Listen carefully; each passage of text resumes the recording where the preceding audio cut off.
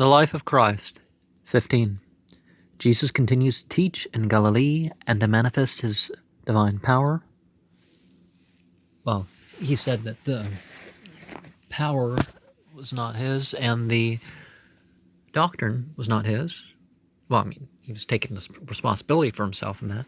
But, Matthew 9, 27 through 38, 13, 54 through 58, 10, 1 through 14, 40 through 42, 14, 6 through 36, Mark 6, 7 through 56, Luke 9, 1 through 17, John 6, 1 through 71, cure of the two blind men, Matthew 9, 27 through 31, what is implied here and elsewhere by the title Son of David as applied to Jesus, a dumb man under the dominion of an evil spirit dispossessed, and his speech restored effect on the people, on the Pharisees.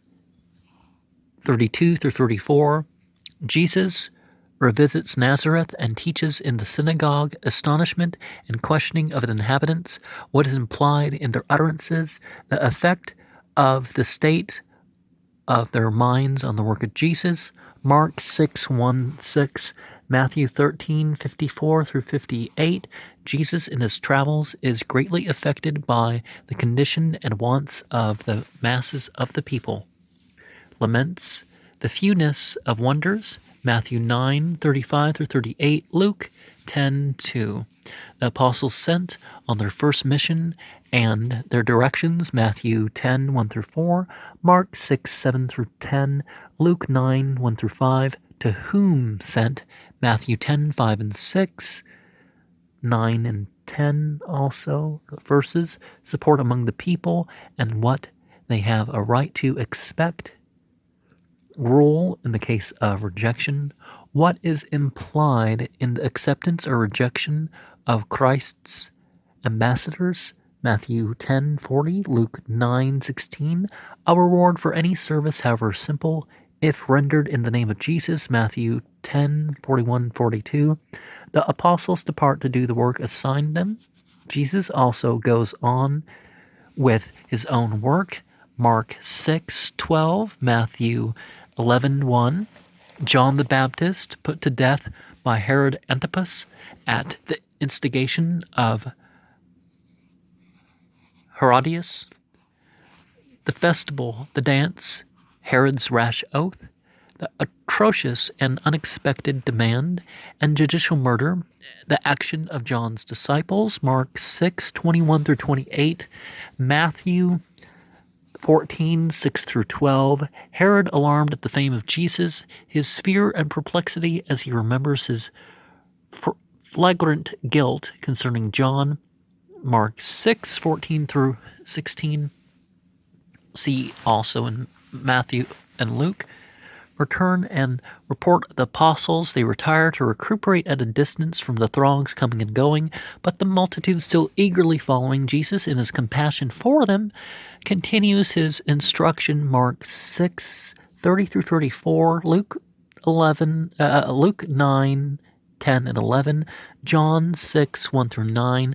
Another reason why Jesus deemed it advisable to leave the more central parts of Galilee, Matthew 14, 13, 14, miraculous fast feeding of the 5,000. Give the particulars. How did the fragments remaining at the close of the meal compare with the original amount? Mark 6, 35 through 44, Matthew 14, 15 through 21, Luke 9, 12 through 17, John 6, 5 through 13, effect of this miracle on the people and their disposition towards Jesus. How did he act? John 6, 15, the disciples, leaving Jesus to dismiss the multitudes, embarked across the sea and are troubled with a rough wind. Jesus, after spending a part of the night in prayer, comes to them walking on the water. Their fright, he allays it. Peter's impulsive request is granted. His failure and rescue. Jesus enters the ship and the storm ceases. Amazement of the disciples. Matthew 14, 22 through 31. Mark 6, 45 through 56. John 6, 15 through 21. Arrival at Gennesaret and miraculous work there, Matthew 14:34 through 36, Mark 6:53 through 56, return to Capernaum, and the people follow and seek him, John 6:22 through 24, his discourse 25 through 65, gives some of the principal points of this conversation.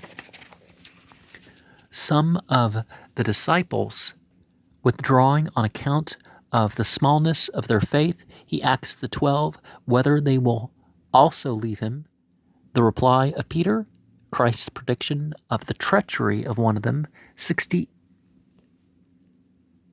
verse 66 through 71.